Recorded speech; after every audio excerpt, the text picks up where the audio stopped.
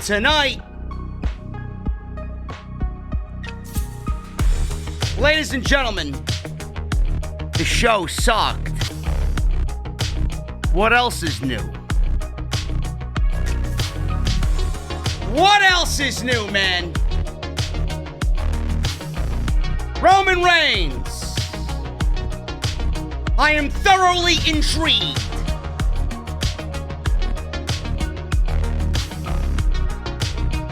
Is he a heel? Absolutely. But is WWE going to drop the ball eventually? More than likely. I can't hate on what they're doing with Jey Uso and Roman Reigns. And we'll talk about what I really like tonight in what is officially week 2 of Roman Reigns being the top heel on SmackDown. The mystery woman, I can officially say, is not Eva Marie. But she is blonde, which I'm sure you guys already expected. Bayley explains her actions against Sasha Banks last week.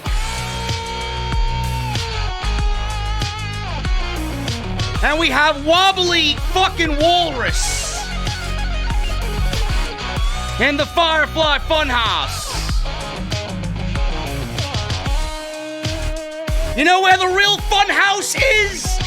Right here on Friday nights on Off the Script.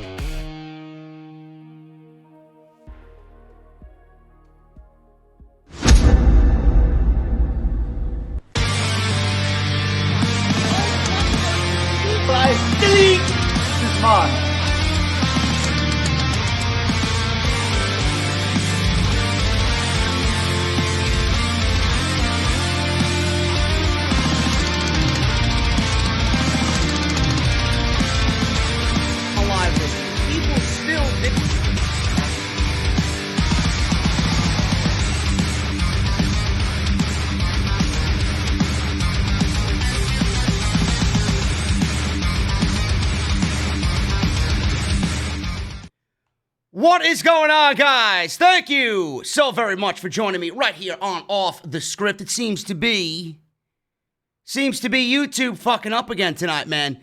I got notification. I'm not sure if this is actually what is happening. Do I have 2 live streams going at the same time? I don't know why, because I just know before I set up one fucking live stream. YouTube! Please! I gotta make my fucking evening fulfilled. I can't have 2 live streams and then I'm gonna stress at the end of the night. Come on, man. Somebody find out for me if I got 2 live streams going so I can figure out what the hell's going on. If not, great. If so, we'll figure it out. But from what I can tell, there's only one goddamn live stream tonight. And that is happening right here on Off the Script. Thank you guys so very much for joining me this evening. We have 792 in the chat right now. I don't know what's going on, man. Yeah, YouTube's got to get their shit together, man. I got to give it some time. Give me 1 second until... all right, Frag Dude 44 in the chat says, I double-checked you don't. There's only one, bro. Okay, good. Good. It must have been a mathematical error on YouTube's behalf. I don't know. Maybe Bruce is in charge of YouTube tonight. I don't know. Because clearly, with the terrible episode of SmackDown that we got, it would coincide with YouTube fucking up as well. Because Bruce doesn't want me to expose his lies. Because Bruce doesn't want me to expose his bullshit on this show. So thank you guys so very much. Yeah, man. Yeah, man. We're going to go over everything. Busy day today. There is a very, very detailed and exceptional Off the Script episode 342 coming tomorrow. We go over everything that is happening in the IWC, in the WWE. So look forward to that. My Discord peeps will have it. And my Patreon peeps will have it.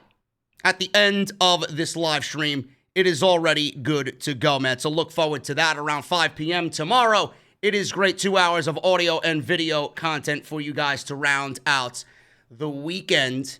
Follow me on Twitter, man, at JD from NY206. That is on Twitter and Instagram. Hit that subscribe button down below. Turn on that bell for all notifications. Very important that you do so. That subscribe button is the best way to support the channel, man. I don't give a shit what else I got going on. That subscribe button is easily the number one way to support the live stream this evening. If you guys want to go and get your t-shirts, you guys can do that as well. That is bonfire.com. Look at these brand new t-shirts, man. That IWC Savior t-shirt is fucking lovely, bro. Lovely. You can get it exclusively on bonfire.com. All the off-the-script merchandise that you want is exclusively there, man. The online shop of Off the Script. If you guys want to go and get your masks, mouthmasker.com. That is mouthmasker.com/OTS. Go get your black masks today. You're going to need them. Seriously. Governor Cuomo, Governor Clown in New York City, has approved indoor dining. Finally, after the summer is over. Thanks a lot, geek. Finally approved indoor dining at the end of September. But how long will it last? We don't know. We don't know. And you're going to need your mask when you walk around and you get seated and you got to get up and go to the bathroom. You're going to need your mask. So if you guys are in New York City, go and get your masks, man. You're not going to be able to go anywhere without them. Mouthmasker.com/OTS. I know I will not be eating indoors in New York City because if you guys looked at the rules and regulations, it's absolutely a dumpster fire. So I will be sitting at home doing what I do best, drinking a cold beverage, whichever beer that may be on that given evening, and I will cook myself. I will cook myself dinner. That's the best way to go about it. And you know what? I'll cook myself dinner, I'll eat dinner, and then watch Guy eat on Triple D. Sounds like a great evening, right? Absolutely. Watching Guy tonight would have been absolutely fantastic because this show sucked. This show absolutely sucked, man. We're going to get into it.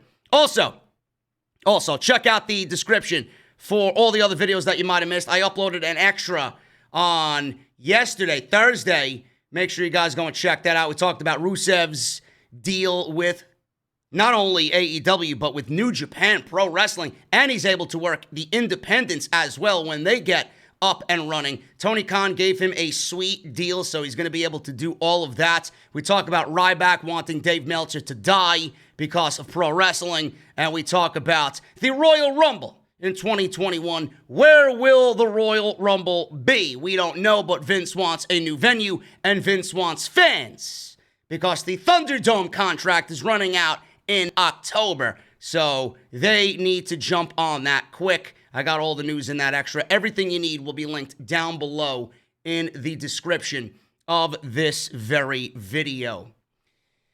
Oh, man, SmackDown. It was an interesting evening. I liked some of the show tonight.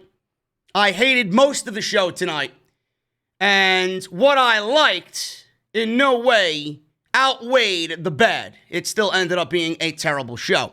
And after Monday Night Raw was at the bottom of the barrel in the pro wrestling world again, as always, because that show sucks. That show really sucks. And you can see that the sweat is dripping down Vince McMahon's face. The sweat is dripping off the fat of Bruce Pritchard. Now they got Monday Night Raw on Monday, folks. Get this. They are naming it because everything in WWE has to be associated with a name. Now, Monday's Raw is In Your Face Raw. In Your Face Raw. What's so in your face about it? I don't want that motherfucker in my face. What, a rerun from the last 3 weeks? We've been watching a rerun on Monday Night Raw for the last 7 months. I don't give a shit what they hide Monday Night Raw behind or what fancy name they give it or what hashtag they give it. In Your Face Raw. I got a new name for it on Monday night. This should be the name every fucking week. In the Trash Raw. That's the fucking going tagline every single week. In the Trash Raw. They got a steel cage match with Dominic Mysterio and Seth Rollins coming up on Monday. The kid is living in gimmick matches. He's like the new mini Braun Strowman. Every single time this guy is in the ring, he is in a gimmick match. No DQ, kendo sticks, chairs, false count anywhere, steel cages. Man, they're ringing this guy through the ringer. They're ringing Dominic through the fucking ringer, man. They're having him run the gauntlet. For what? What is this? Some sort of weird, sick initiation for Dominic Mysterio. Steel cage match. That's desperation on WWE's behalf because they say, oh, well, look at the ratings. You know, the ratings will go up if we give them a steel cage match. No, not really. Not really. And then we got Keith Lee versus Drew McIntyre. I wonder who's going to win that one. Being that Drew McIntyre is on his way to a championship match against Randy Orton.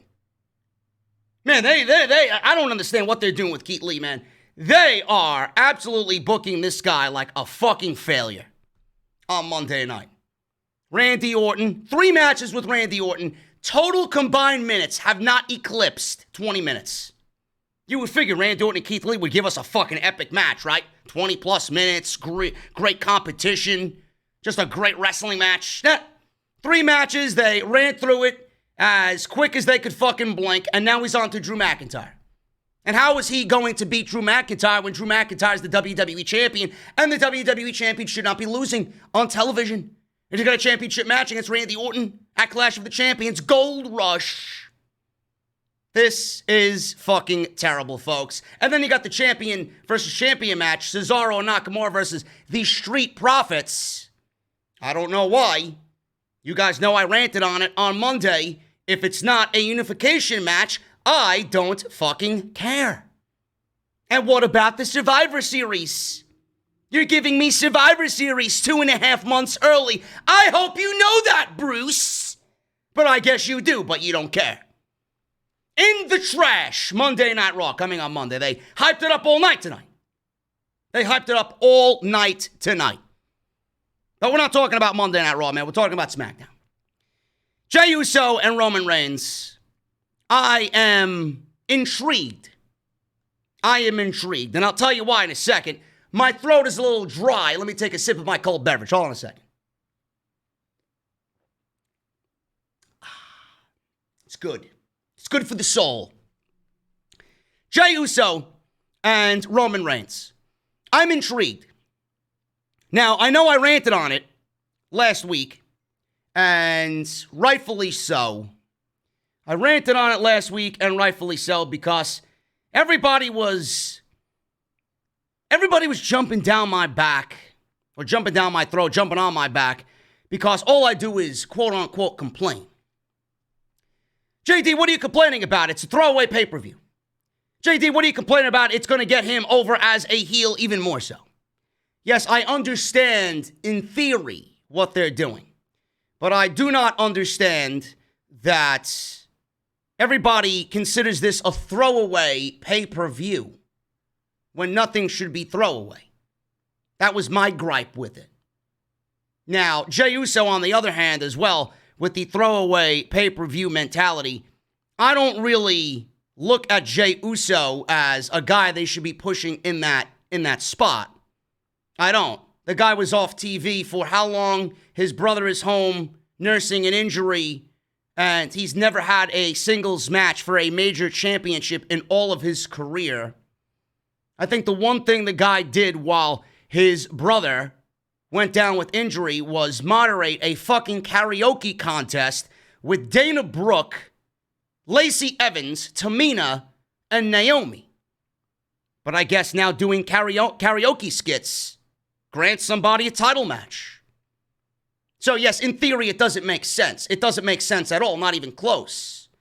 But I like what I'm seeing, and I know they're furthering Roman Reigns because of it. And using family is a great way to do that.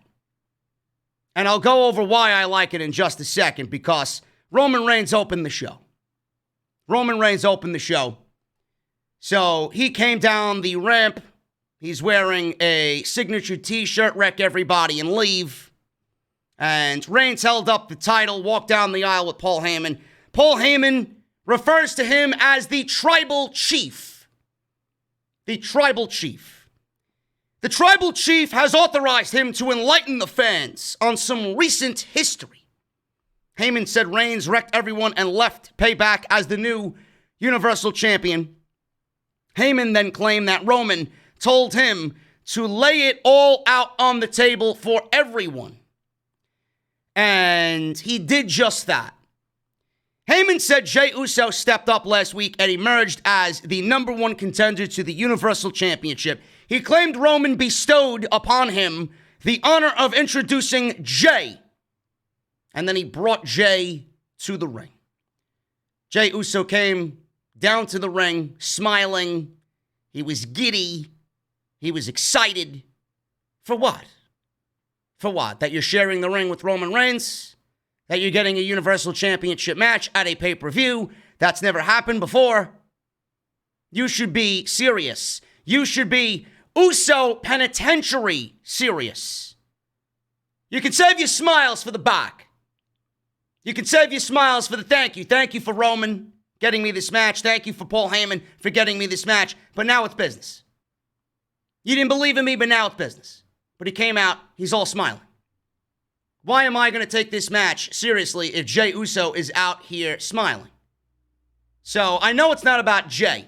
Jey is nothing more than an irrelevant pawn in this situation.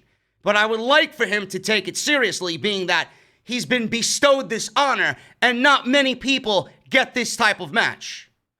Just a little that I have to criticize.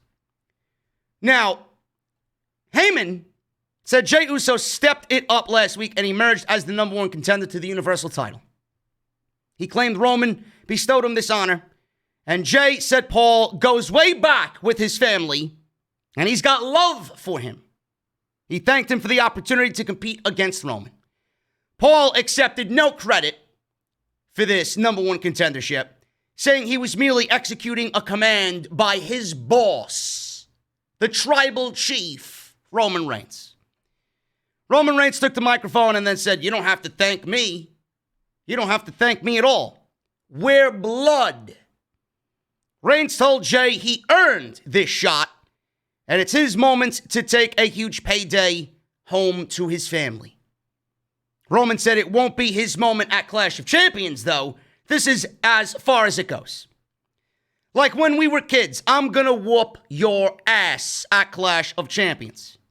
He said after that, it's all love.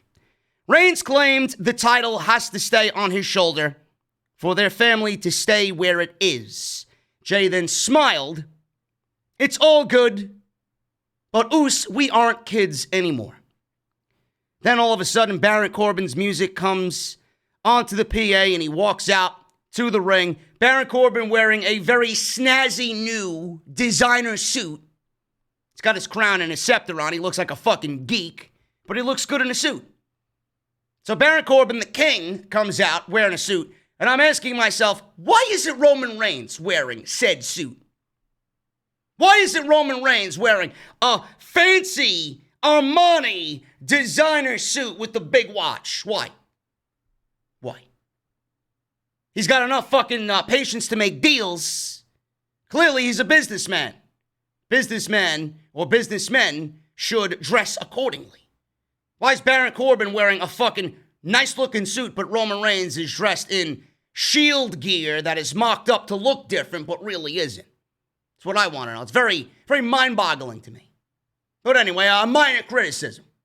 I would be doing things differently as far as Reigns' appearance. But that's just me. So Corbin came out claiming Reigns pulled strings to get a hand-picked opponent for his first title defense. He said it's a classic case of nepotism, and it makes him sick. Corbin said there's nothing he despises more than watching someone walk around and abuse their power. Then all of a sudden, Sheamus comes out. Sheamus agrees with Corbin. This whole situation stinks. Who says the word stinks? You should be sounding a little bit more bar brawler-like. Imagine Sheamus walking into a bar. Oh, this Guinness stinks, fella. Give me a break, bro. I can never imagine Sheamus using the word stinks. This shit sucks. It's the way it should sound. He said Big E took an unfortunate spill last week, and the match should have turned into a triple threat. Strings were pulled, and suddenly Jey Uso is in the match. Sheamus said and claimed that there was no time to prepare. So you want time to prepare, Jey said on microphone. How about you prepare to take a tag match with the two of us? Now I want you to pay very close attention to this situation. Sheamus tried to attack Jey, but Jey tossed him over the top rope. Corbin tried to attack. Jey tossed him into the turnbuckle and into the steel post. Reigns stood there looking, and he didn't move a fucking muscle. He just stood there and watched Jey Uso take on Sheamus and Baron Corbin 2-on-1. He was smirking and said and did nothing. Reigns' music played, and he left the ring, leaving Jey Uso all by himself in the middle of the ring. Now, this is going to come into play at the end of the show. Jey Uso was the one who made the match. Jey Uso was the one who put himself in position to make the match. He picked the fight. He had the words for Sheamus and Baron Corbin. He made the match and said, without asking, Roman Reigns for a tag team partner, for a tag team match. Reigns did nothing. He walked away. So that's going to come into play at the end of the show. Reigns does not need to fight Jey Uso's battles. Jey Uso was given an opportunity. He won it. Now it's his time to go into this all by himself. Reigns and his body language was great. The fact that he didn't say anything was great. I love the smugness and the cockiness. I love the dick just emanating off of Roman Reigns. It's great. It's a great thing to see. And I liked the way Reigns, like I said, let Jey Uso handle all of this without actually doing anything. And it was more of a situation, like I said, where Reigns was standing there and he came off as if, why am I going to fight your battles for you? You made the match. I'm not touching this at all. This is all you. This is all you. So that was a very effective segment that I'm going to say is going to set up Roman by whatever he's got planned right now as far as his mentality. He's going to string Jey along. He's going to pretend. And he's going to let Jey think he's got this and everything is good. And then at Clash of Champions, he's going to beat the ever-living shit out of Jey Uso. And it's going to make Roman Reigns even more hated. Legitimately. And I think that's great. And I wanted to shit on this last week. There are things I don't like about it. There are things that this company does that doesn't make sense. But in this situation, yeah, they don't make sense. But I'm trying to overlook it for the greater good. I really am.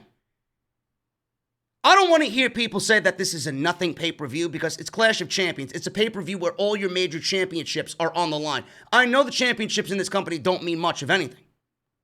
But if all your championships are on the line, then it's important. It's not a nothing pay-per-view. And if all the other matches on this card, on Clash of Champions, are legitimate championship matches that generate excitement and generate interest and make the challenger and champion look good and make the championships look good and everything feels important, then Jey Uso and Roman Reigns in the main event isn't that big of a deal. Because that situation is actually enhancing Roman Reigns. The title's already enhanced because it's on Roman. But Roman Reigns is now going to be enhanced, and they're taking that heel Roman Reigns, and they're changing it and taking it, molding it from badass, cool, I don't know if he's heel, I want to cheer him because he's a badass, but he kind of comes off like a babyface, Roman Reigns. There really isn't no difference outside the fact that Paul Heyman is there and speaking for him. Reigns has kind of been that badass anyway. This is a little exclamation point on what Roman Reigns was doing in the past. With Paul Heyman there, it signifies that he's a heel. He doesn't look it. He doesn't need to speak.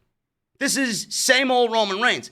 And people look at him, oh, yes, man, he's a badass. I like him now.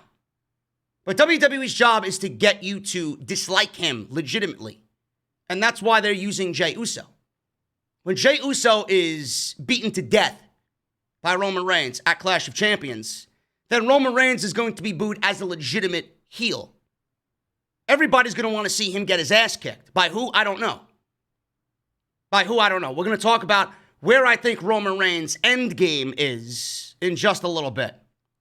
So that segment was very good. It got the job done, and Roman and Jey played it very well. Paul Heyman, effective as always great on the microphone.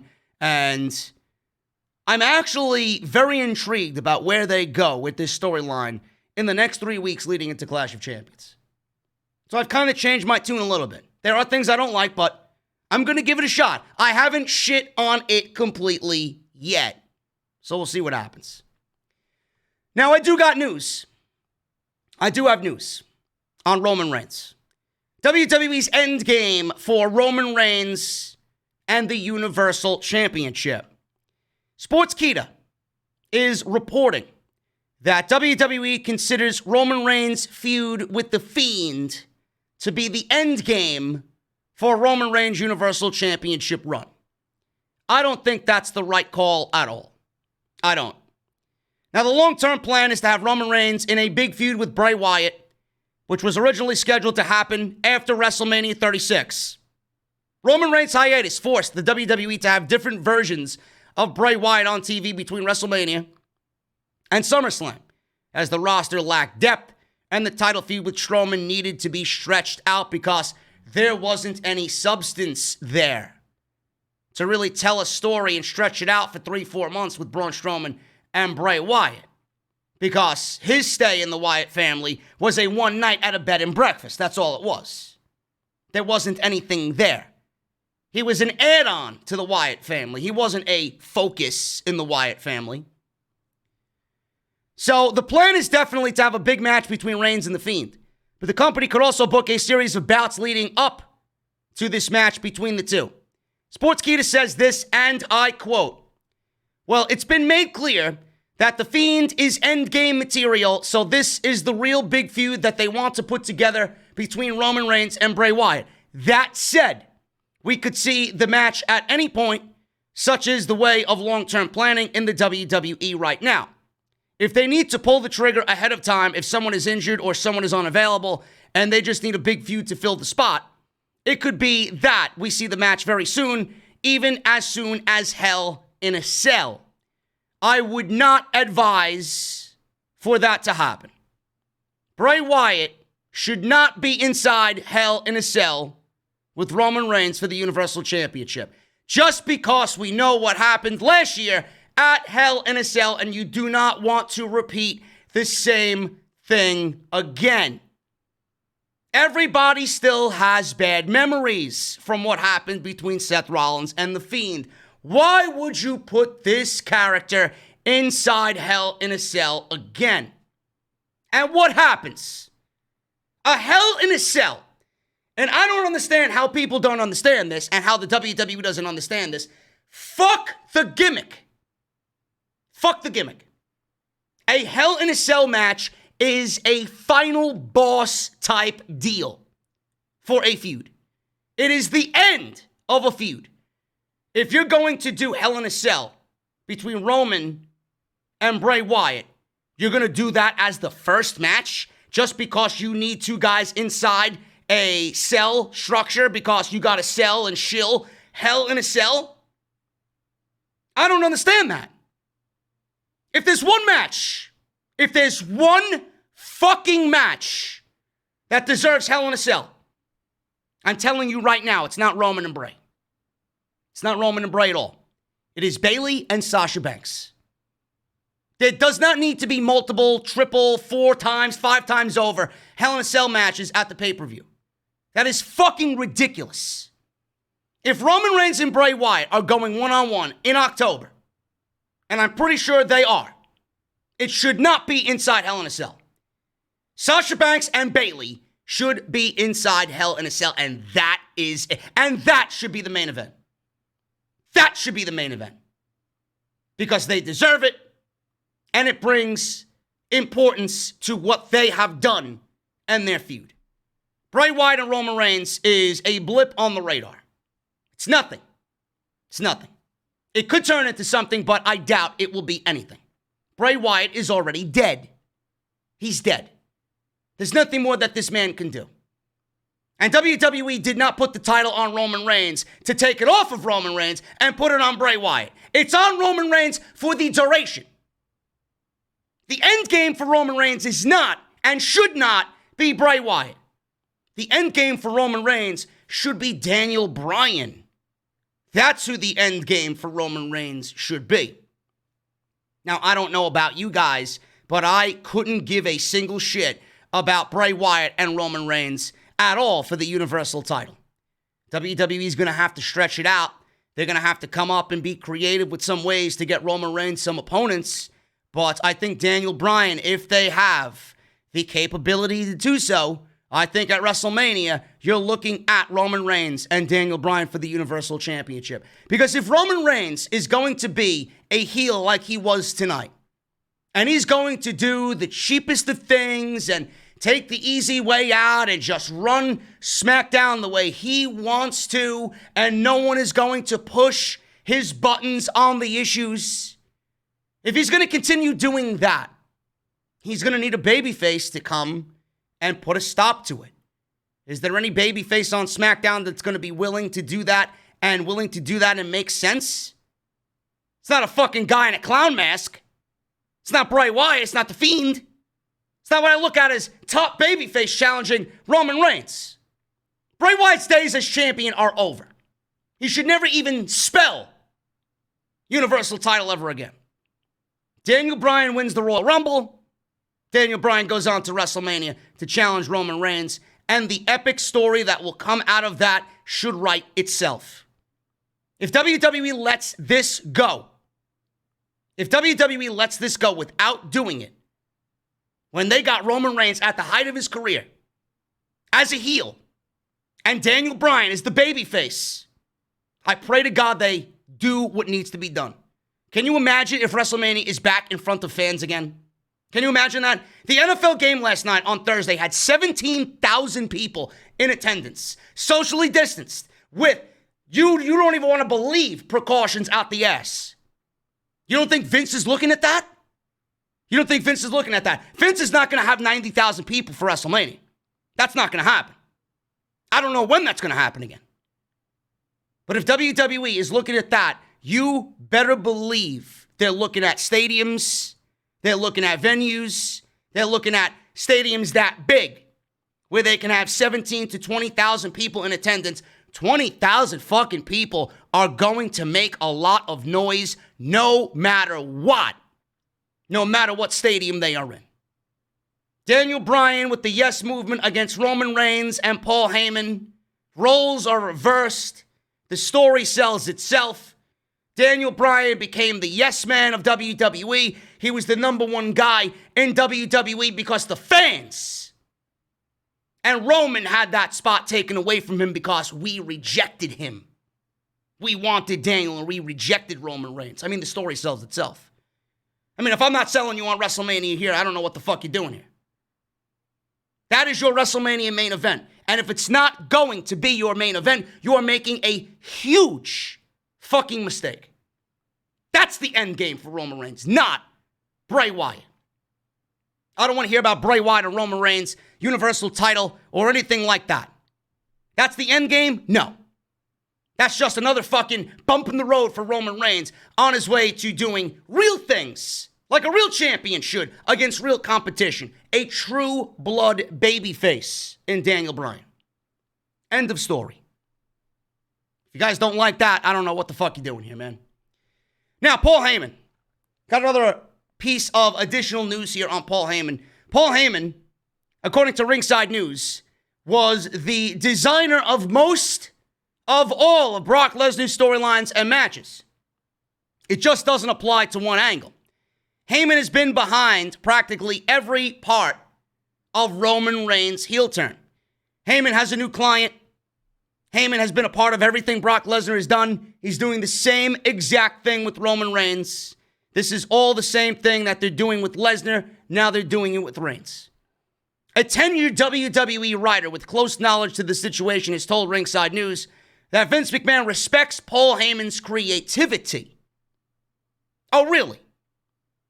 So I must ask why he isn't the executive director of Monday Night Raw. Better yet, why isn't he fully in charge of handling Monday Night Raw if Vince McMahon respects Paul Heyman's creativity the way that they say he does? Because he doesn't. Paul Heyman is a good little soldier doing what Vince McMahon wants him to do. That's exactly what it is. This was something that McMahon even mentioned during WWE's quarterly investor call. That wasn't just a line for the stockholders, says this source. Heyman's influence is not as a member of the creative team. He is there and able to contribute so much because Vince McMahon respects the ideas he brings to the table. I don't know what the relationship is there. I really don't. It is very bizarre. He won't allow Paul Heyman to have any influence on Monday Night Raw, but he will allow Paul Heyman to have influence over the biggest name on his roster. I just find it very bizarre. But there you have it. Paul Heyman is driving completely the Roman Reigns heel turn and storyline, and he's going to be the guy who facilitates opponents, matches, and storylines. And it's all going to be secretive. You know how Brock Lesnar comes out and who he fights and what he does next and what he's going to do on TV, what he's going to say. It's all secretive. They're taking that mentality and exactly applying it to Roman Reigns. Can't hate on it. It does make for intriguing and interesting television nonetheless. Let me check the chat, man. What do we got going on here? 1468. 1468 in the chat.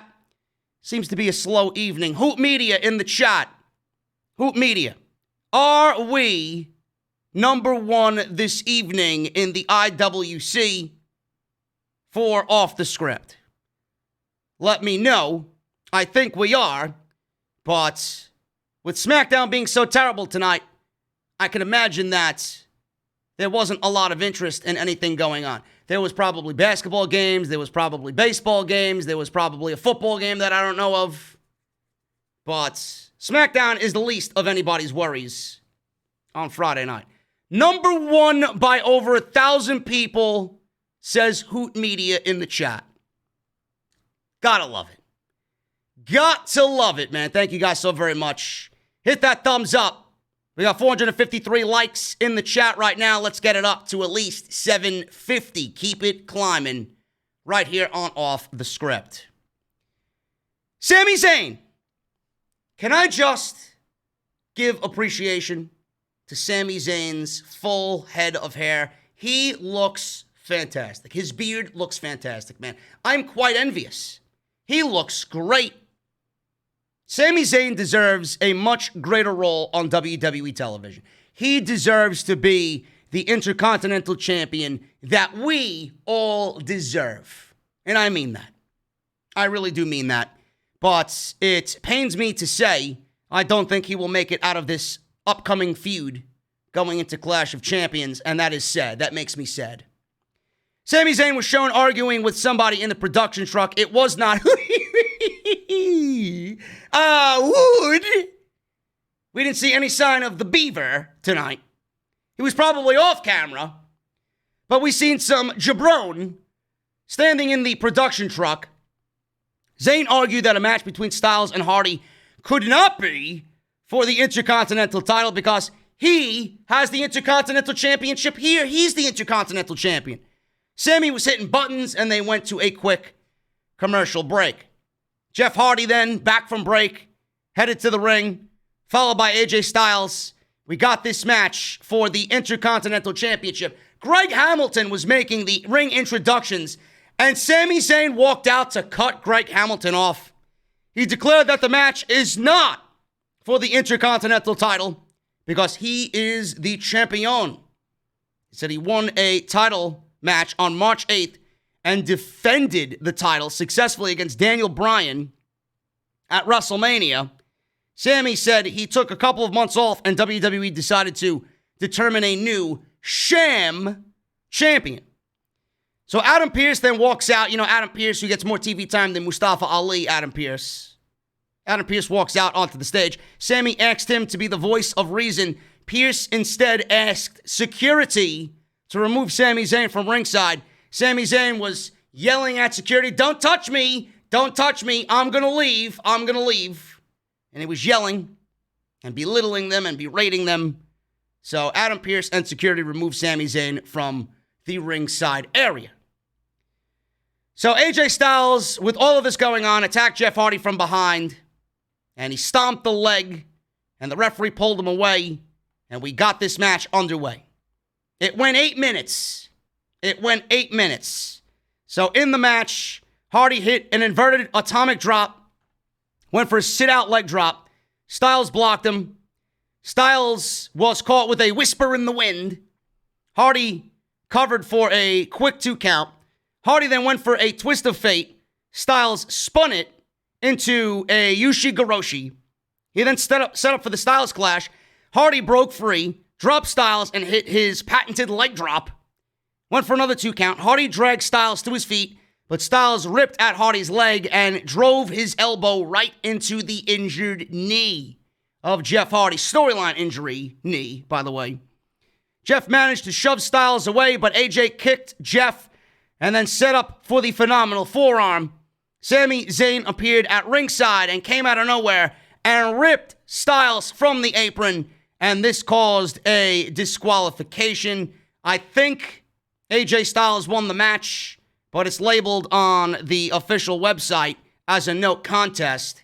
Either way, Sami Zayn entered the ring and hit Hardy with a haluva kick. He left the ring and held up his true Intercontinental Championship, and he said, "There's only one," and he called Jeff Hardy a fraud.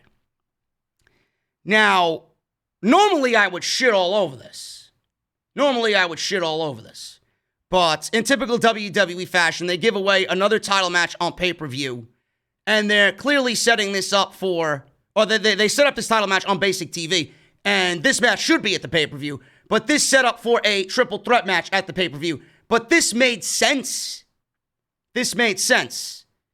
So with an IC title match being promoted on SmackDown between AJ Styles and Jeff Hardy, Sami Zayn comes in and causes a no contest because he is on a mission to stop all Intercontinental Championship matches because he feels like he is the real Intercontinental Champion. It makes sense. Normally, if WWE was doing this, I would shit all over it. But the fact that Sami Zayn is stopping all IC title matches from this point forward because he feels like he's the real champion, I really can't hate on it. And this is obviously going to lead to him putting his Intercontinental title on the line against Jeff Hardy's and AJ Styles, being that he got a match tonight ruined that he was promised because of Sami Zayn. He's going to be in that match and we're going to get a triple threat out of it. Will it be a ladder match? Will it be a just standard triple threat match? I don't know. But I would like to see a ladder match. Sami Zayn, Jeff Hardy, and AJ Styles with both Intercontinental titles hanging above the ring. I think that sounds like a good idea. I think that sounds like a very good idea. So that's that. Can't hate on it. It made sense. It was somewhat logical. And Sami Zayn is headed towards a pay-per-view match with both of these guys. Jey Uso was shown sitting with Roman Reigns on the couch in his locker room. And Corey Graves said that the tag team match has been made official. Yet Roman Reigns did not agree to be Jey Uso's partner. So Jeff Hardy was still at ringside. He got to his feet. He began walking up the ramp. Hardy collapsed in pain. Cole said they need help as the show went to a commercial break. And we got the backstage interviewer, Elise Ashton, updating everybody on Jeff Hardy's condition from the trainer's room. She said it appears to have been a case of dehydration. Why is that? Because he was out drinking? Why would Jeff Hardy be dehydrated? Unless he was recovering from a fucking hangover. It's kind of odd, I think. So he collapsed because he was dehydrated. It all comes back to Jeff Hardy being an alcoholic. That's the way I perceived it. AJ Styles walked around the corner and heard this interview being conducted and said Sami Zayn's antics have to stop, and Jeff Hardy cheated. Styles said this sounds like frustration, but it's determination. I can beat Sami Zayn. I can beat Jeff Hardy. I don't care what match it's in. Styles then said he'd prove that he's the only Intercontinental Champion. So that is pretty much your confirmation there that we're getting all three of these guys in some form of a triple threat match for the IC title. In the Champions Lounge, we got Cesaro and Shinsuke Nakamura, and the Street Profits walk on in to the Champions Lounge. So they're on SmackDown. Not one mention from Montez Ford, Angelo Dawkins, Corey Graves, Michael Cole, Shin, or Cesaro. 6 men failed to mention why the Street Profits were here. Not one mention of the quarterly brand-to-brand invitational. Not one. I don't really understand why. There's a reason why this match is happening. Do you care to inform us on why this match is happening? Why has anybody on this show failed to inform anybody of what a quarterly brand-to-brand invitational is?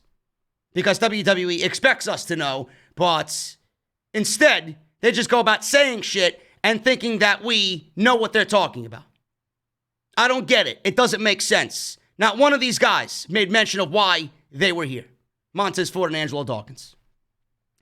So they said they wanted to check the place out. Oh, that's why you're here. You want to check the place out.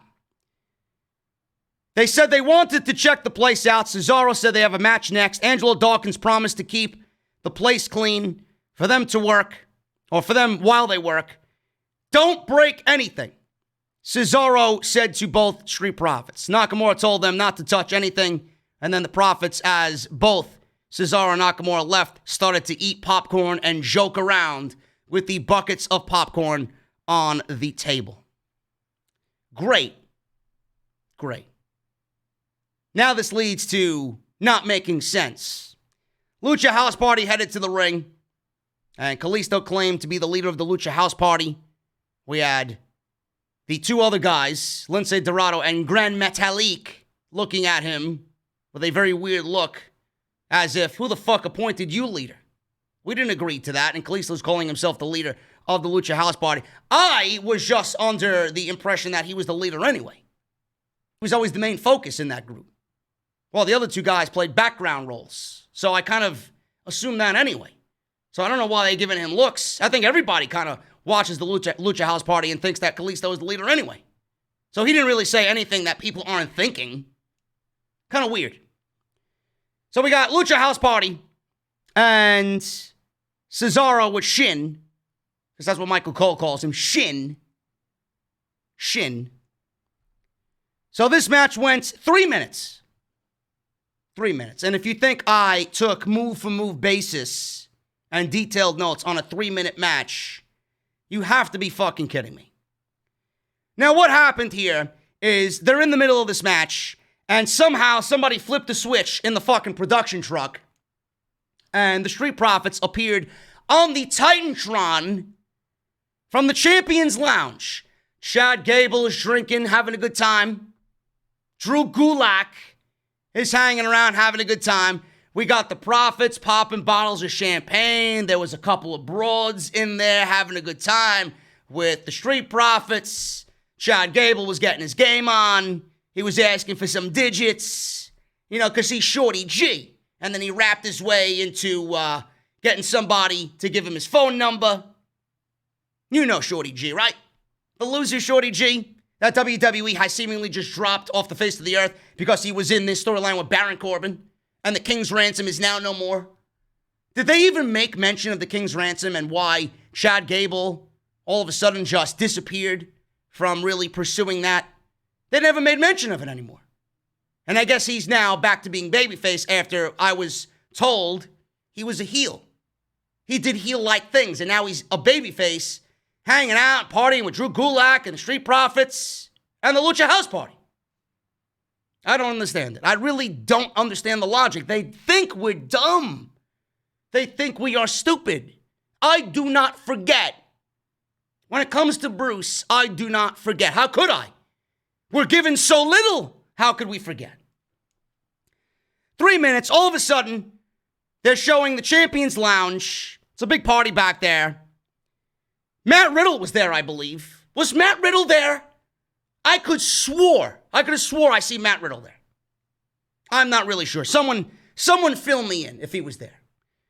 Kalisto rolled up Cesaro because he was asking the referee, what's going on here? Who allowed this? And blah, blah, blah. He's yapping to the referee. Kalisto rolls up Cesaro for a surprise 3 count off the distraction.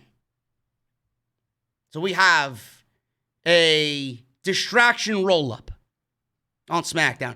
Not only a distraction roll-up, folks, but the tag team champions of SmackDown get pinned off of a Tron segment that somehow magically appeared on the big screen. Cesaro is fucking mesmerized by what's going on, only to be pinned, and the champions lose on TV. Hoot Media says Matt Riddle was there. So Matt Riddle went from challenging for the Universal title to partying with Chad Gable and doing other extracurricular activities in the back. Great. I guess the pen couldn't have scripted Matt Riddle into this show tonight, right? Because who the fuck needs Matt Riddle on Friday night? Buried. It's coming. So this was absolutely ridiculous.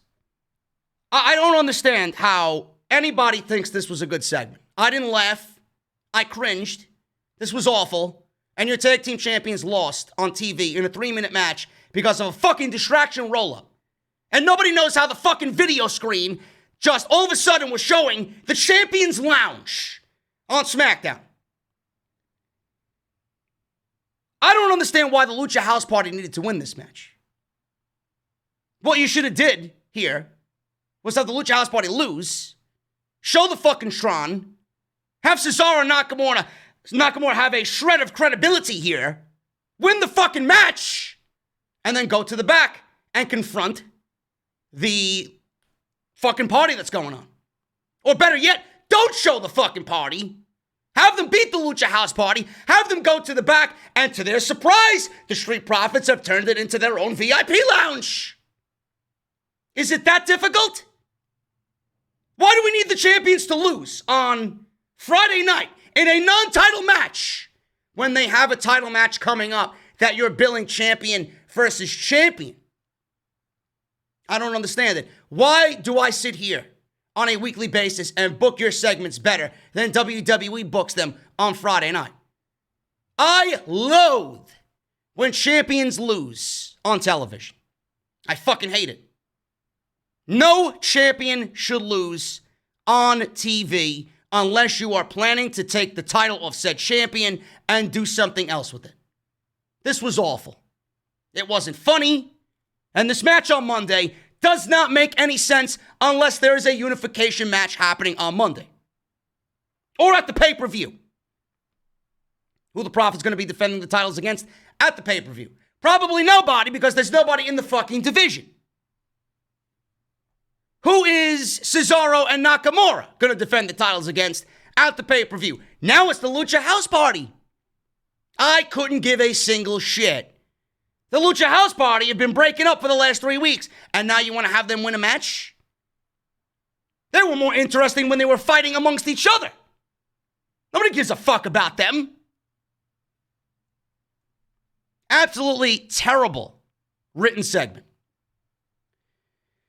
Moving on here, man. Bayley. She is about to come out to the ring, and she's about to unveil the reason why she attacked Sasha Banks. Now, I got some news on Bayley, and I got news on Sasha Banks. This is pretty interesting stuff here. If you guys paid attention to the ratings report last week, The ratings were, I believe they remained steady for SmackDown. They remained steady for SmackDown. It was like not a 1, that's Raw. A 2.16 or something along those lines. Sasha Banks and Bayley and their breakup last week was the highest rated segment on SmackDown in months. So clearly they're doing something right, and clearly people want to see Sasha Banks and Bayley.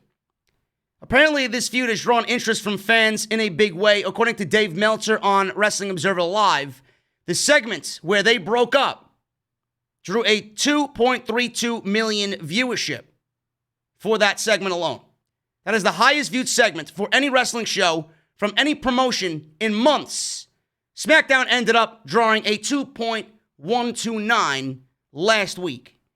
SmackDown obviously has struggled, but Bayley and Sasha Banks have been two of the most entertaining aspects of all WWE television since they went on their run.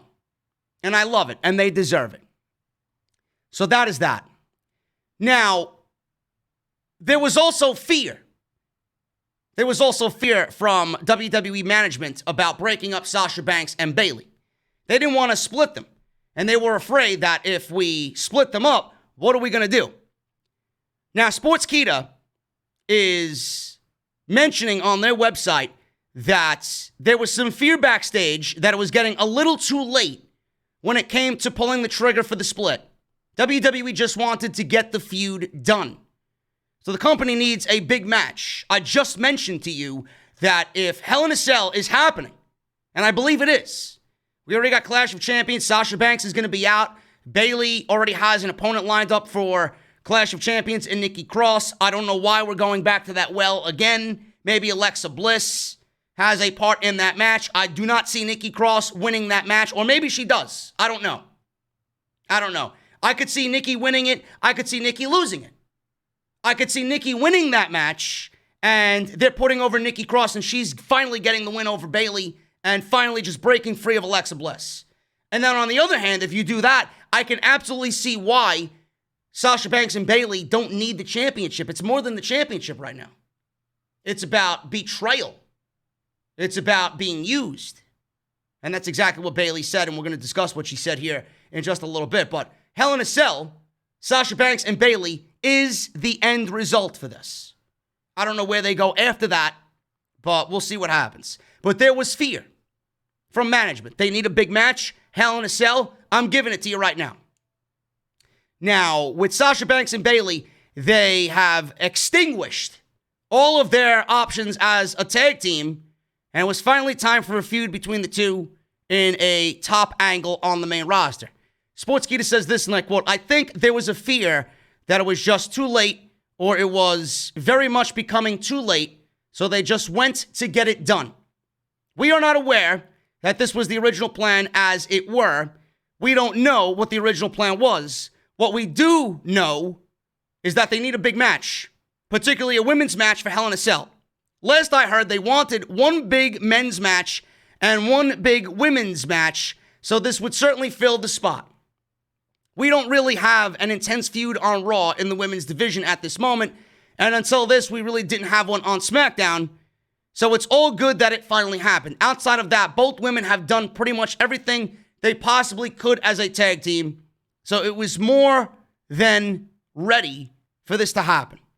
They've been teasing this for years and constantly pulling back. We are just glad it's finally happening." End quote. There only needs to be one Hell in a Cell match. I'm going to express this for the next month and a half. There only needs to be one Hell in a Cell match at the pay-per-view, and that should be Bayley and Sasha Banks, and that should be the main event. If it's for the SmackDown Women's title, it should be for the main event. I don't know why Nikki Cross is in this spot. To me, I want to think that this is nothing more than a match on a pay-per-view that means nothing. How great would it be for Sasha Banks to get revenge on Bayley and take the title inside Hell in a Cell? And then Sasha would be the only other woman in WWE up until this point to have wrestled in every single women's Hell in a Cell matches. Charlotte, Becky, and now Bayley. That's a fucking Hall of Fame career right there. Making memories. That's what that woman is about. I love it. That should be the only match at that pay-per-view inside the cell. Now, Bayley was in the ring. And we saw, and she showed us, a video package recapping last week's attack on Sasha Banks. So Bayley said she loved every single second of destroying her best friend with a steel chair. Everyone wants answers about why I did what I did, but I'm full of questions. She asked Sasha if she thinks she's some kind of idiot. Bayley said she knew what Sasha was thinking all along. Who knows you better than I do? Bayley said. Nobody. Bayley said Sasha was her friend just to keep her close. Bayley claimed Sasha followed her to SmackDown and needed to become 2 belts Banks to best her. Bayley said Sasha used her all along, and she used Sasha too. I never cared about you. I love it. I love it. We all seen that happening with the eyes and the facial expressions and the looks that Sasha Banks was giving Bayley in the weeks leading up to this. Bayley just seen it just like we did. She's seen it before any of us did. She was 4 steps ahead of the game when it comes to Sasha Banks. She's seen Sasha looking. She's seen Sasha with the attitudes and the glances and the body language, eyeing the title. I love it. We all thought Sasha was going to turn. We all thought Sasha was going to turn on Bayley, but it ended up being Bayley knowing exactly what Sasha was planning all along. Was Sasha planning it? Who knows? That's the great thing about this. But Bayley got to Sasha before anything could happen because her prized possession, the SmackDown Women's Championship, is the most important thing in her life. And no matter who you are, if you are her best friend, you will be eliminated if you feel that that person is a threat to your championship, to your prized possession. This is almost as if she's like fucking Lord of the Rings here. She's Gollum. What happened to Gollum? What happened to Schmeagol when he lost the gold ring? He went crazy. But when he had it, it was his precious, right? That's exactly what Bayley is. Bayley does not want to part with that women's championship. So much so that she took out her best friend because she just had an inkling of an idea that Sasha was going to do it before Bayley did it back to her. I love it. It's great. It's great. I have absolutely no problem with what Bayley said tonight. I thought it was perfect. They have not been perfect in this storyline. They have not. Things could have been done better. The attack last week could have been done better. The attack on Kairi Sane could have been done better. The rinse and repeat matches, it felt like it was just Bayley, Sasha, Asuka. We were all wondering where the growth of the women's division's coming in. What is Sasha and Bayley's game plan to help the overall health of the women's division by holding all the championships? And I think we're leaning towards, Nikki Cross maybe getting the championship, and Asuka now looks better off for it. She's going on to have hopefully a good title run. They ain't doing anything as far as giving Asuka a great match at the pay-per-view on Monday night because there's no fucking division over there. They ain't doing her any favors. But what we're getting out of this is what we wanted all along. This should have been a WrestleMania match in the making 2 years ago. And we're finally getting it now. The one thing I will say is Sasha Banks, much better as a heel. But if I have to see her as a babyface and her as a SmackDown Women's Champion, I'm not going to have any problems with that. I'm not. So Bayley said, thanks to you, I am the longest reigning SmackDown Women's Champion. Bayley claimed that Sasha is completely useless to her after last week. She tossed the microphone and left the ring, taking the dented chair as a memento that she used on Sasha Banks. She carried around the same chair that she beat Sasha Banks down with it. I love it. This was great. Now, I will say that we need to hear what Sasha Banks says. I can't wait for that to happen. But we got half of the storyline filled in. Bayley gave a great explanation. Now I'm looking forward to seeing what Sasha Banks does, how she reacts, how she feels, and what actions she takes after coming back from that attack, and what she's going to be aiming for when it comes to Bayley. It's going to be great. So I loved it, and I thought they did a very good job with Bayley tonight on SmackDown. As Bayley was walking up the ramp, Nikki Cross headed to the ring for her fatal four-way match. And as she made her way down the ring, she crossed paths with Bayley. Bayley looked back at her, and she took the dented steel chair and smashed Nikki Cross in the back with the steel chair. Almost as if it didn't need to happen, but Bayley did it because of, ha, ha, ha, ha, I can. What are you going to do about it? Bayley has been absolutely on fire as a heel. You got to appreciate the work she's put into this to really come into her own as a heel on SmackDown. Alexa Bliss came out and checked on Nikki Cross. She was very fiendish in look. She had the Harley Quinn ponytails, and she had several braids that look like Bray Wyatt's braids. So it's very interesting there. We're seeing a transformation of Alexa Bliss right before our very eyes. Lacey Evans came down to the ring. She threw her skirt on Nikki Cross. And then Tamina was already shown in the ring. She got a jobber's entrance, as she should, because she sucks. And she's a jobber. Nikki Cross, Alexa Bliss, Lacey Evans, and Tamina, number one contender for the SmackDown Women's title. This was awful. This was the longest match of the night. At one point, folks, we sat and watched Tamina and Lacey Evans go at it for about 4 minutes. I asked myself, what am I doing on my Friday night that I'm here watching Lacey Evans and fucking Tamina Snuka in the ring one-on-one? Now, Alexa Bliss was the most interesting part of this match. Alexa Bliss, right before the first commercial break of this match, she gave Nikki Cross Sister Abigail on the concrete. So Cross dove onto Evans and Tamina while Alexa Bliss was wandering around aimlessly at ringside. She looked up at the rafters. She was very dazed and confused.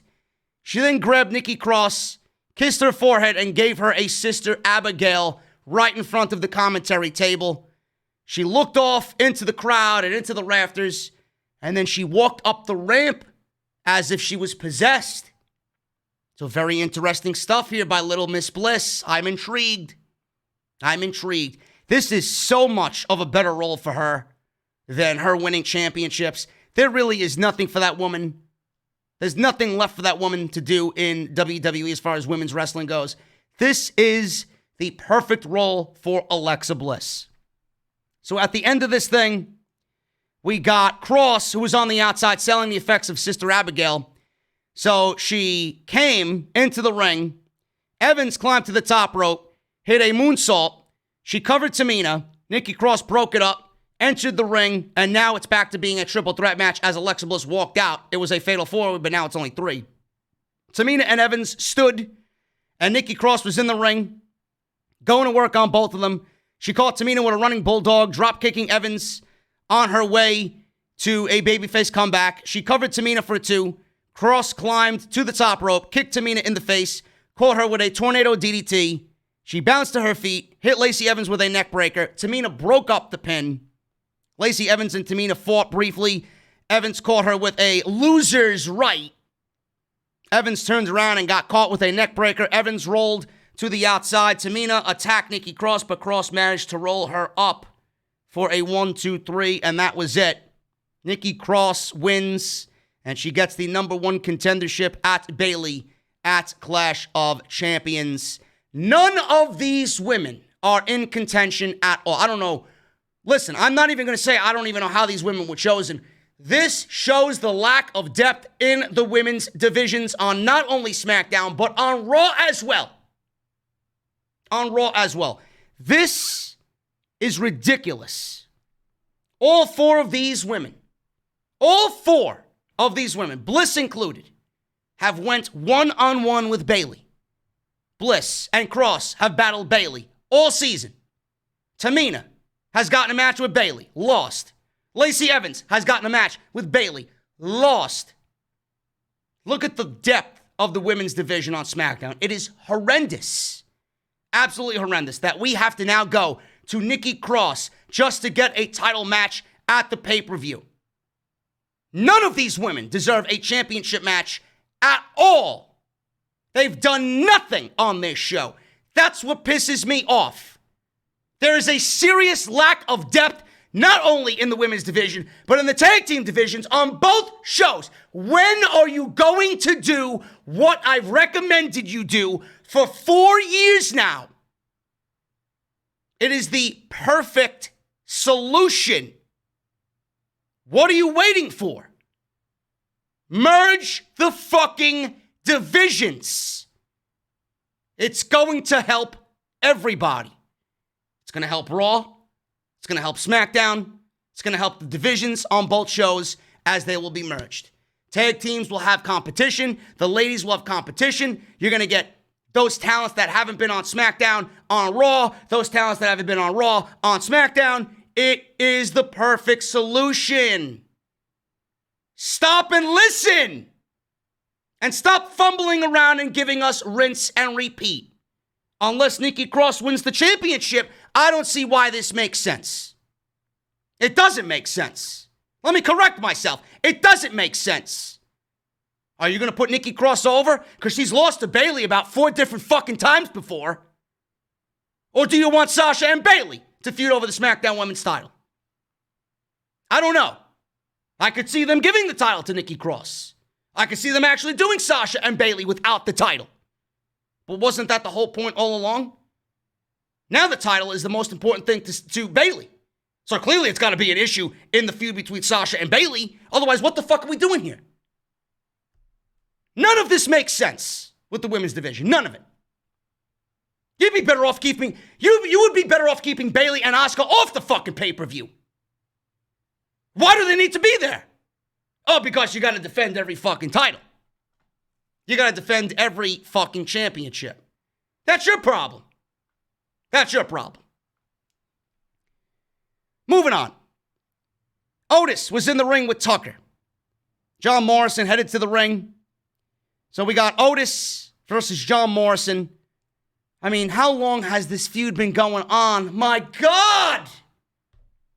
Why? What are we watching here? I don't understand how this is still a thing. John Morrison has hit the fucking bottom of the barrel. He's in the doldrums of WWE. This guy is in a storyline where he's trying to steal Heavy Machinery's lunchbox. This is the former Johnny Mundo. This is the former Lucha Underground champion.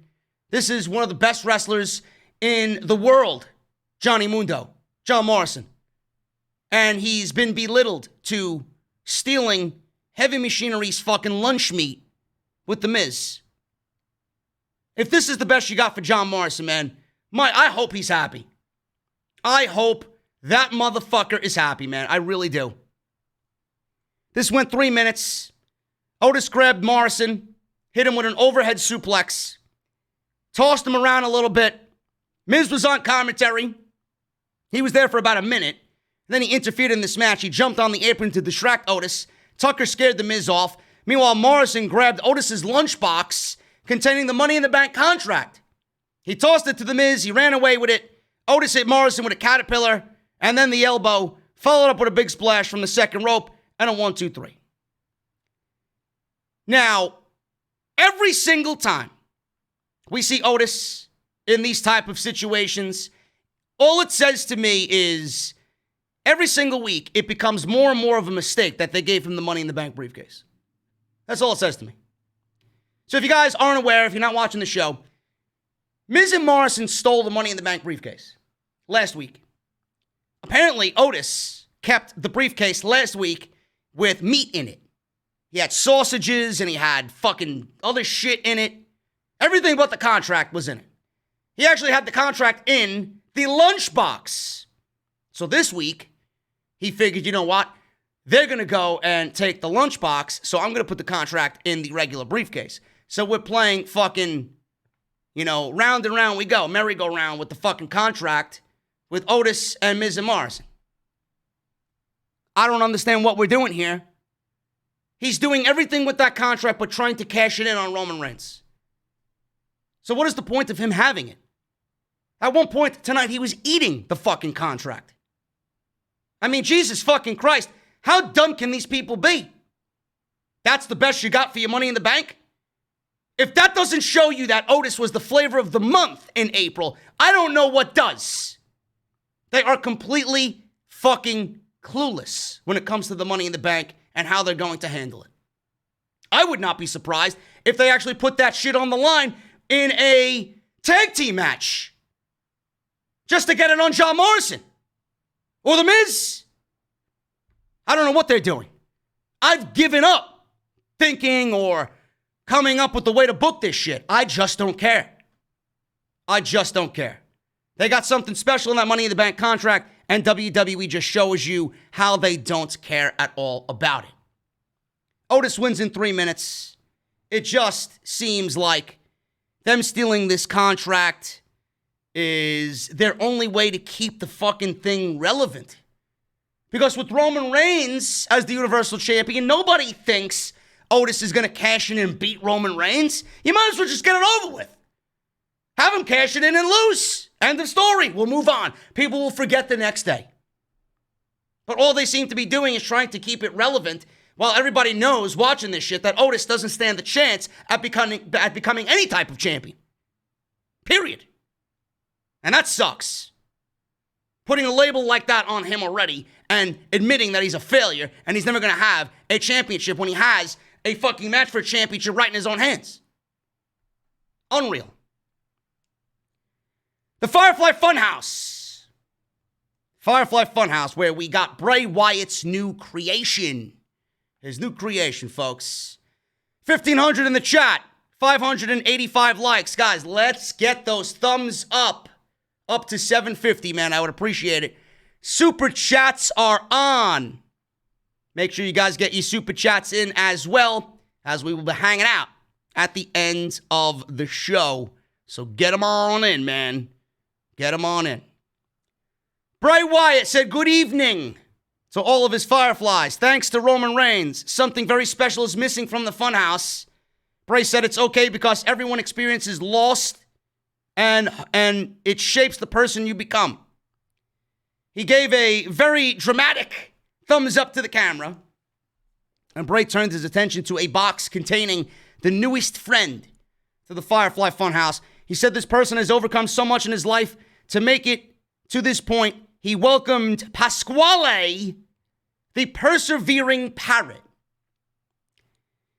So he removed this lid in which Pasquale was sitting in. He was in a box. He removed the lid, and nothing happened. Bray looked inside, and then he looks into the camera and says, "Well, Fireflies, I think I should have cut some holes in this box. Ha ha ha, oh well. Womp, womp, womp, womp." That's what we got. So a Vince McMahon puppet comes out of nowhere. He opens the door to the Funhouse and peeks in and asks what's going on. He said, Bray's someone that lost the Universal title, killed persevering parrot, and clearly can't handle the Funhouse alone. So he said, how am I supposed to trust you with anything? How am I supposed to trust you with anything? You've shown me that you can't manage and handle being at the top. I felt like that was a legit shoot towards Bray Wyatt. So Vince McMahon introduced the new special advisor to the Funhouse. Everybody thought it was Alexa Bliss, but earlier, last week, WWE had copyrighted and trademarked Wobbly Walrus. And that's exactly who the Funhouse advisor is. A fucking walrus. You know? So we got a walrus puppet in the Funhouse. If you look close enough at the puppet, it does not resemble the quality of work as the other puppets. This looked like a cheap fucking knockoff, great value fucking puppet that was added to the Funhouse, man. This thing looked like shit. It looked like it was made out of legit plastic. Meanwhile, the fucking puppets in the Funhouse that were made by Tom Savini, they look legit. This thing, I don't know what the fuck this thing was made out of. Got big teeth. He's got a fucking suit on. He's got a tie that's all fucked up. He's got hair. I don't know who he's supposed to be. I don't know who this wobbly walrus is supposed to be. We got all these characters playing a role of somebody. I haven't figured out who wobbly walrus is supposed to be playing. I don't know who he's modeled after. But this was fucking ridiculous. I'm looking at the TV. I'm like, what the fuck am I watching on SmackDown? Oh, it's Heyman. Is that Heyman? The chat is saying that it's supposed to be Heyman. Wobbly walrus. Is that what they call Paul Heyman? Wobbly walrus in the back? Oh my goodness, man. I would not be surprised now that I've seen it in the chat, now that I'm thinking about it. Jesus Christ, man. It's fucking Paul Heyman.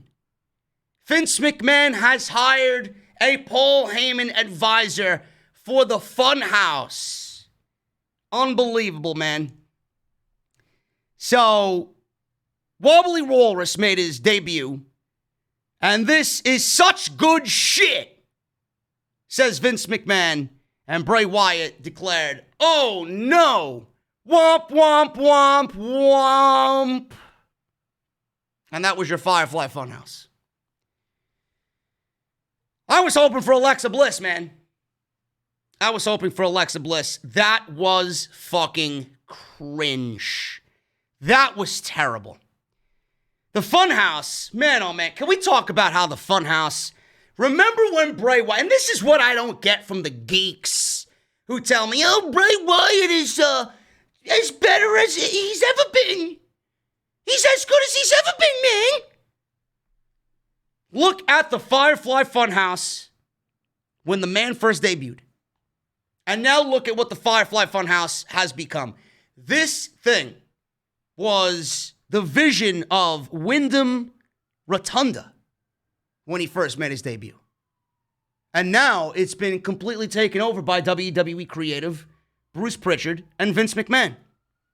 And Bray Wyatt can have only so much input and only so much say that this is what we've got. Wobbly Walrus. This was trash. I didn't laugh. I didn't find myself entertained. In fact, I'm intrigued by the Alexa Bliss correlation with Bray Wyatt. I'm intrigued by the Alexa Bliss inclusion with her kind of turning and the braids and the demented look and her daydreaming and almost in a trance. That's what I'm interested in. But we got Wobbly Walrus in the fucking Funhouse. This is what Fox paid $2 billion for. Bray Wyatt is dead. The gimmick sucks. I am not entertained anymore. I'm not. And if anybody wants to fight me on that, all you got to do is watch this fucking Funhouse and look at what he did last SummerSlam and then look at what he did at this year's SummerSlam. Look, the differences are vast and very blatant. Bray Wyatt is dead, and you want to give this guy a babyface run and a shot at Roman Reigns for the Universal title? Folks, let me tell you something. I don't want to burst your bubble. They didn't put the fucking title on Roman Reigns to give it right back to Bray Wyatt. Bray Wyatt is nothing more than fucking puppy chow for Roman Reigns. It's over. Bray Wyatt is done. And Wobbly Walrus, this is what we got on our Friday night, man. King Corbin and Sheamus versus Jey Uso and Roman Reigns in the main event. Jey Uso came out to the ring, but there was no Roman Reigns. None at all. He fought a 2-on-1 match, and Jey was trying to fight to stay alive here. Corbin was stomping Jey Uso in the corner. He draped his neck over the top rope. Jey was fighting back, delivering some super kicks to Corbin. Uso super kicked Sheamus off the apron. Caught Corbin with a Samoan drop. Corbin retreated to the corner, tagged Sheamus in. Sheamus caught Jey with white noise, covered him for a near fall. Sheamus was then calling for the bro kick, but Roman Reigns' music finally plays 3 minutes into the match, distracting Sheamus. Sheamus went for the bro kick quick because he knew what was about to happen. Jey caught him with an enziguri. He dove through the ropes onto Corbin on the outside. Jey leapt onto the top rope, but Roman Reigns tagged himself in. Roman Reigns tagged himself in. At this point, Jey Uso was off the top rope. He came down off the top rope. Reigns tagged himself in. Jey hit a frog splash on Sheamus, went for the cover, not realizing that Reigns had tagged himself in. Reigns set up in the corner, waiting for Sheamus to get up. He hit the spear, covered Sheamus for the 1, 2, 3. And that was it. I would have preferred that this happened to Corbin and not Sheamus, but I guess beggars can't be choosers. Corbin should have been fucking pinned, being that he came out and had the most to say in the beginning of the show, and the fact that I would rather Sheamus be pushed and not Corbin. I don't know why Sheamus needs to be fucking pinned, but again, beggars can't be choosers. Let's dial it back to the beginning. Jey Uso made this match. Jey Uso issued the challenge. Roman Reigns said nothing. Roman Reigns did nothing. I'm not fighting your battles for you, is what the body language of Roman Reigns said in the beginning of the show. So what did Roman Reigns do? He didn't even show up for the match. He showed up when he wanted to. He showed up when he knew he could come in and easily get the job done. And that was it. I think it's very simple enough to enjoy, and I'm intrigued to a point where I'm very curious. It's more curiosity than anything at this point, because I'm just waiting for them to fuck this up. I'm waiting for them to fuck up this heel turn. It's more curiosity than anything. But that's exactly what we got tonight. Roman Reigns giving the body language of, I'm not fighting your shit for you. You're going to do it yourself. You made the match. I'm not showing up. I don't have to show up. This is all your idea. So he showed up when he wanted to because he's family. He showed up when he wanted to because he is his cousin. He is blood. And he gave him a solid victory in a tag team match. And he's the cool cousin, right? He's the cool cousin. So that's that. Roman Reigns is in a situation right now where they're setting him up to really beat the shit out of Jey Uso. And it's going to be glorious. And it's really going to put an extra exclamation point on him solidifying himself as a heel. And if WWE can pull that off and start creating sympathy for babyfaces moving forward and really start trending towards getting Roman Reigns that Tommaso Ciampa level heat, I would love to see the type of reactions. I wish live fans were in attendance so I could gauge how over this is. I can't tell anything. None of us can tell anything. This heel turn needs live fan interaction. I want to hope that they're going to do it right. But as always with WWE, I'm waiting for them to fail. We'll see what happens, man. What they did tonight was very good with Jey and Roman. I'm more curious than anything. I'm intrigued. So we'll see what happens going into the pay-per-view. Hopefully it does the trick, and hopefully Roman is a bigger a bigger heel for it by beating down on the babyface Jey Uso. So we'll see what happens, man. Oh, yes, by the way, we got the mystery woman tonight that I almost forgot because I see you guys talking about it in the chat. The mystery woman is blonde. Go figure. Now, a lot of people are saying Eva Marie. I'm happy to report that it's not Eva Marie. Some people are saying it is Tori Wilson. I don't see why that would make any sense whatsoever. Maybe it's Kelly Kelly. I don't see why that would make any sense whatsoever. Please hang me. Hang me if it's the case. Most of you are saying it is Carmella. That's all we need on the fucking roster. Another talentless bimbo in Carmella. Looks like she got extra blonde for this role. That's exactly what we need. Someone who doesn't know how to fucking wrestle in the women's division, blonde, on SmackDown. Great. Great. I have zero excitement for what is to come with whatever this mystery shit is going to end up being. This mystery woman on SmackDown. I couldn't give a single shit. Carmella going full-on blonde and being a diva is not going to help the SmackDown women's division. It's like they're asking for the women's division to go backwards. They're blatantly writing backwards television for the women's division. Yet everybody wants an Evolution 2. On what planet is an Evolution 2 the right thing now? Give me a break. That should be the least of your concerns. Why don't we start writing good television for the women on Monday and Friday? You want to book a fucking an entire pay-per-view for the women's division?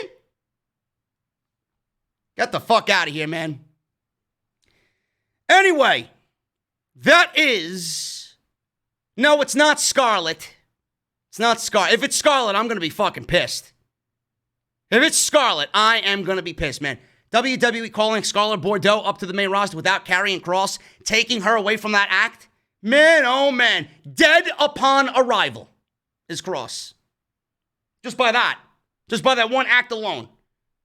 She's a big part of his act. She's half of his intro. You fucking kidding me?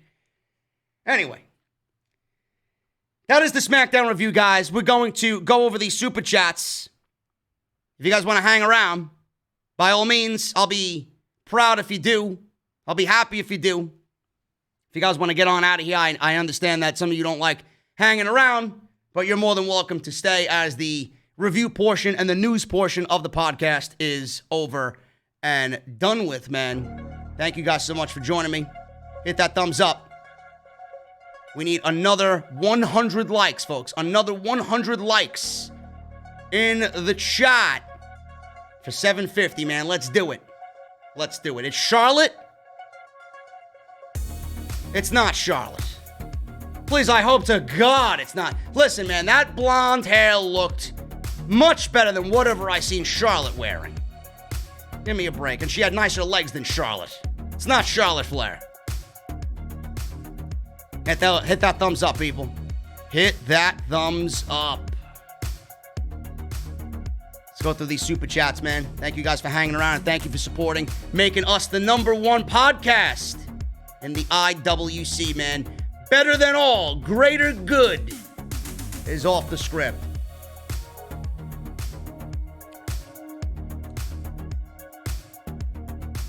Jesse, you always hate being here.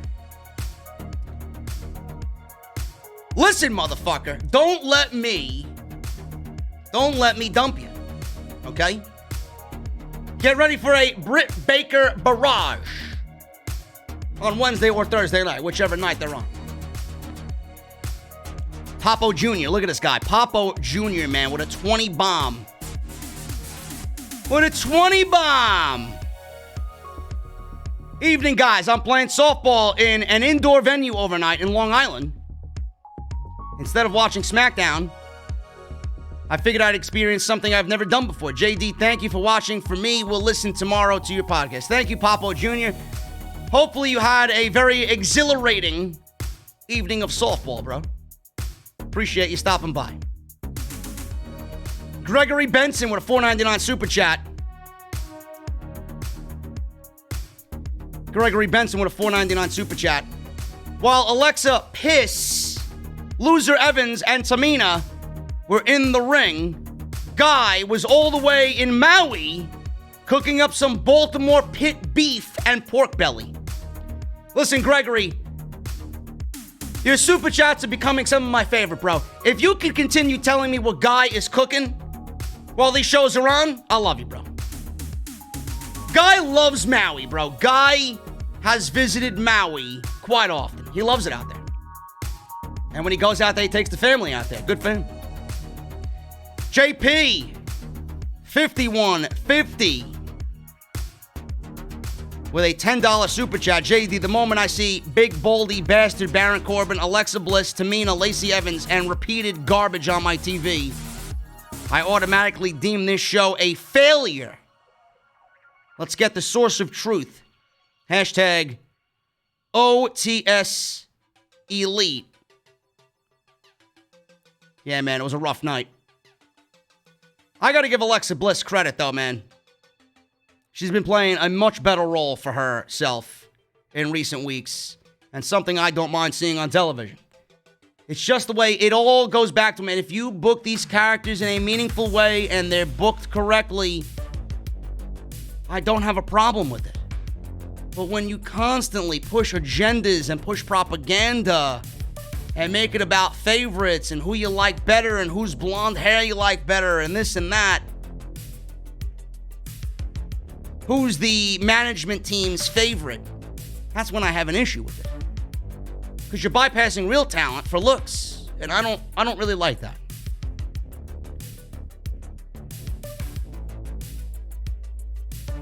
Jesse says, what is this blonde mystery? I missed this part of the show. I don't know, bro. What the fuck were you doing? Get off Call of Duty Mobile and start watching the fucking show, bro.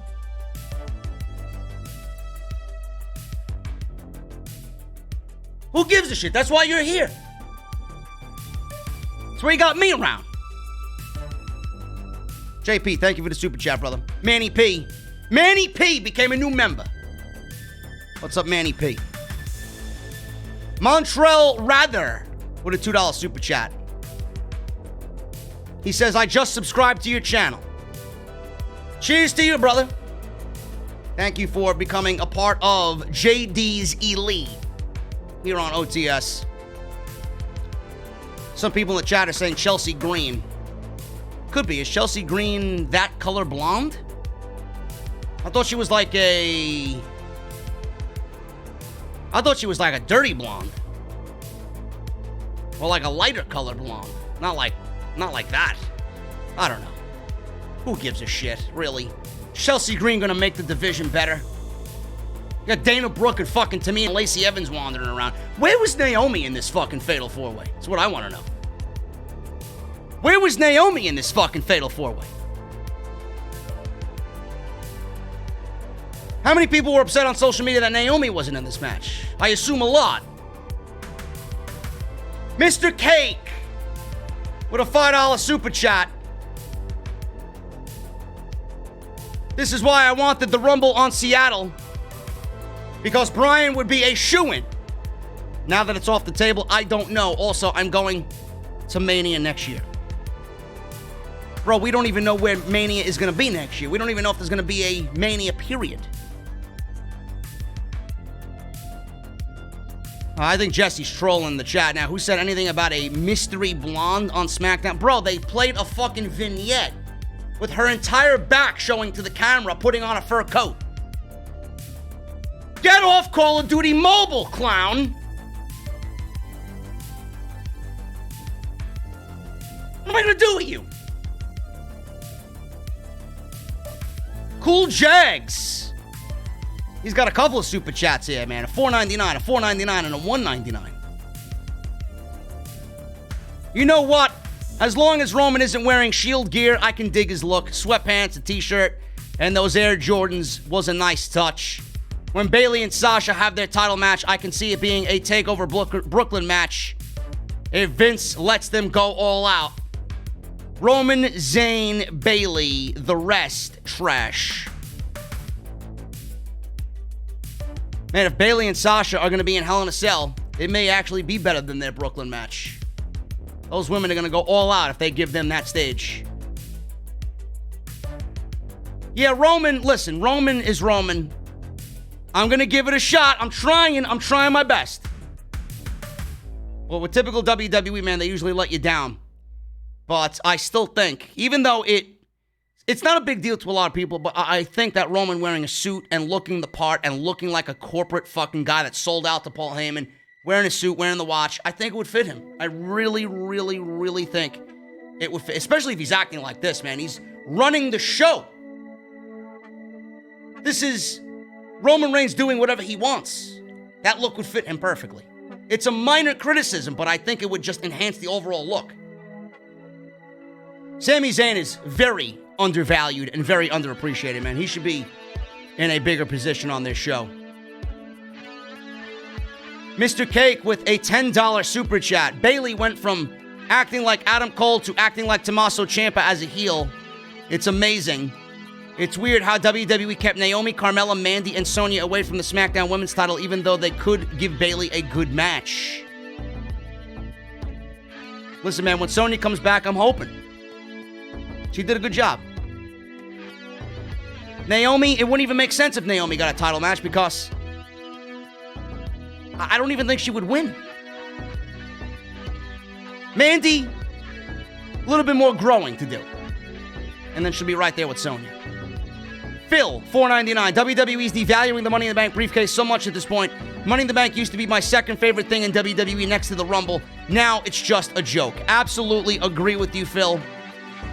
like I said tonight, I feel like they're just doing what they can do right now with the contract and the briefcase just to kind of get by with it because they have no fucking plan.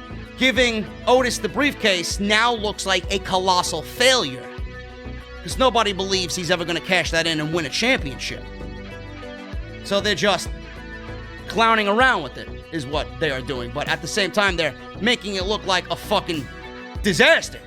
They're making it look like a joke. I absolutely agree with you.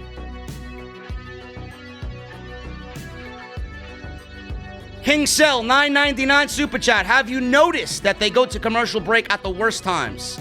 It's like they are clueless. Anyhow, I'll catch this episode of OTS tomorrow. Got a party tonight. Hashtag loyal goon. Hopefully you have a cold beverage in mind, King Cell. Really appreciate it, man. Thank you so much. B. Mars Dungeon. Why am I here? SmackDown sucks. Because I'm the best fucking YouTube content creator in the IWC. That's why. And this is the most informative podcast in the community. That's why. Very simple. I am the Roman Reigns of this realm. Mr. Cake with a $2 Super Chat. The Firefly Funhouse just got taken to the extreme. It also got taken up a couple of levels of cringe.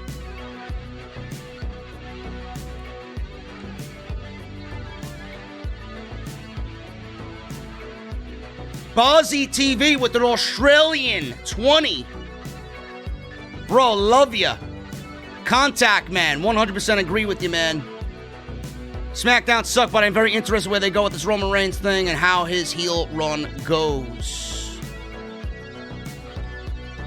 I agree with you, man. I'm very interested. I'm more curious, like I said, than happy with it, but we'll see what happens, man. We'll see what happens.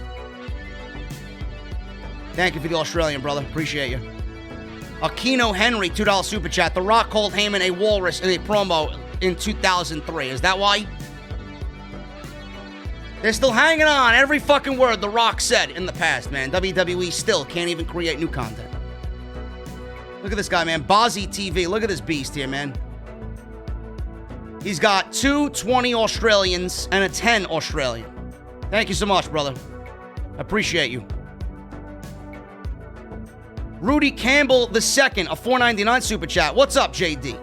Man, this mysterious woman stuff is killing me. Bro, it would have been Eva Marie. It would have killed you even further.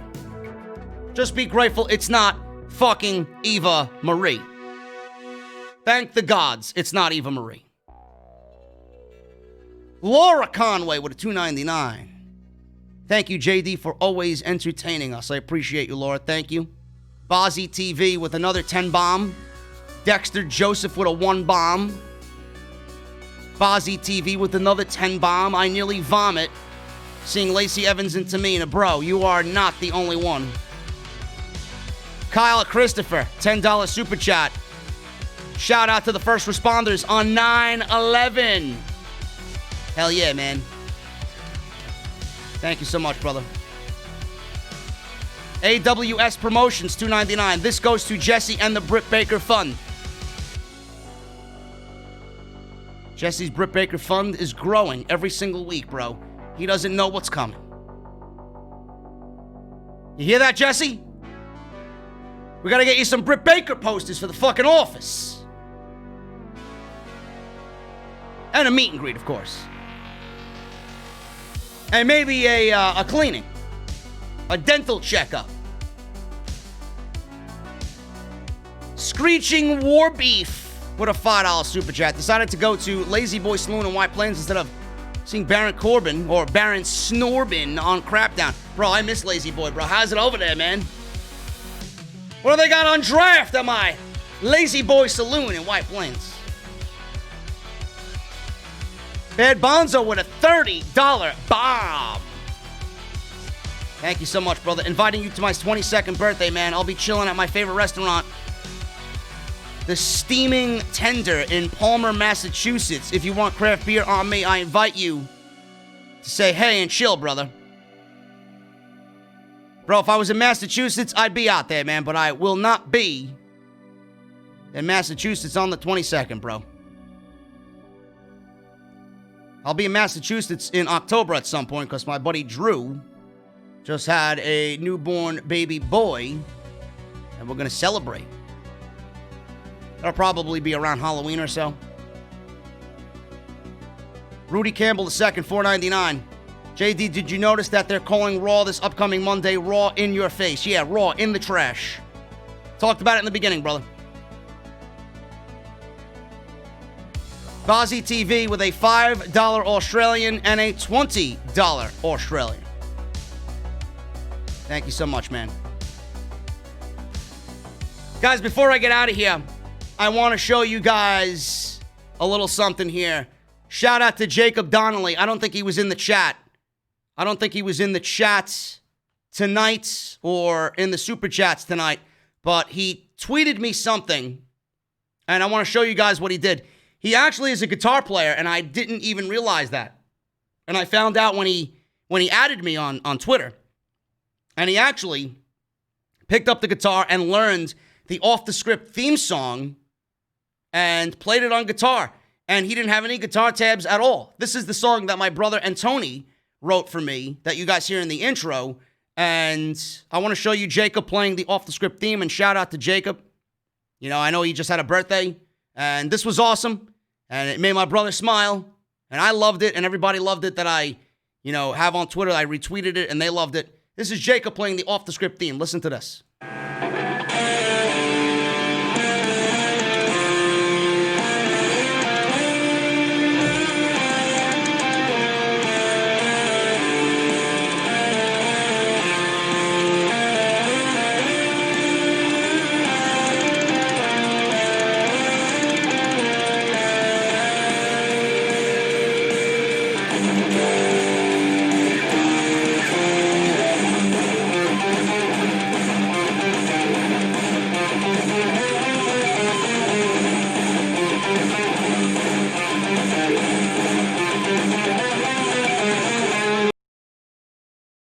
How awesome was that, man?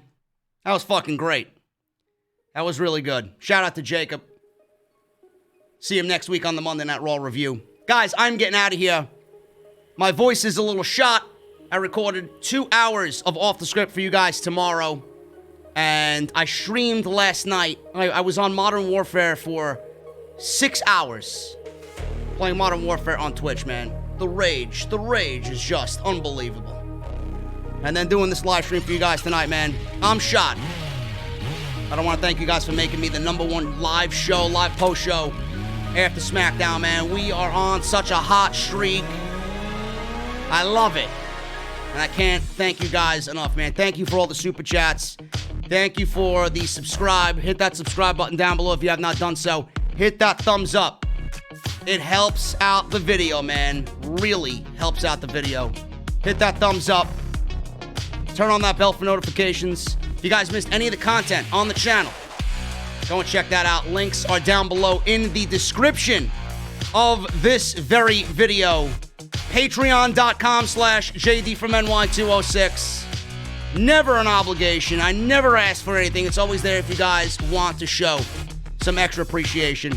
Bonfire.com for your t-shirts. Go and get your new off-the-script t-shirts exclusively on Bonfire. Get your masks. Mouthmasker.com/OTS. Go and check out Audible. 30 days free. 1 free audiobook using our link. Use our sign-up link and get yourself a free book. audibletrial.com/offthescript. And follow me on Twitter, man. At JD from NY206. Twitter and Instagram. Guys, I love you. Have a good night. And I will see you all right back here on... Oh, my goodness, man. Before I get out of here, thank Christ I opened the screen. Bad Bonzo with a 70 bomb! Wow! If around, I'll keep you in mind, and I will make sure to grant you one. Just hi or hit me up, he says. He said just hi me up. I guess he meant hit me up. Bro, 70 bomb. Thank you so much, brother. You guys are fucking awesome, man. Thank you so very much. Guys, I'm getting out of here. I'm getting the keys. I'm getting in the Mustang. And I'm driving away for the weekend, man. Don't miss Off the Script. Tomorrow night. Off the Script 342. I'll see you guys later, man. Windows down, music blasting, guitar solo loud.